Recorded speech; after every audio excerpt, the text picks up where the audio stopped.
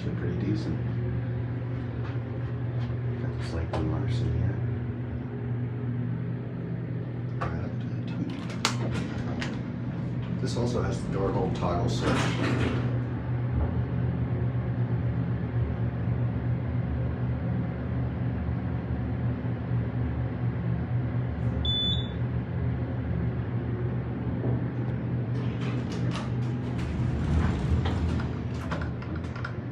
I like these Lakeland-Larsens. These are nice. Here's just a little view out here.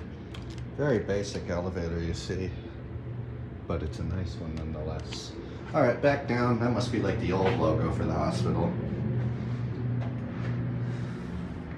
This is the physician offices building.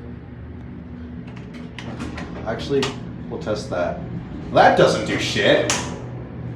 Okay, so much for the door hold switch. That clearly doesn't do anything. Maybe they disabled it. And then if you forgot, it's a Lakeland-Larsen.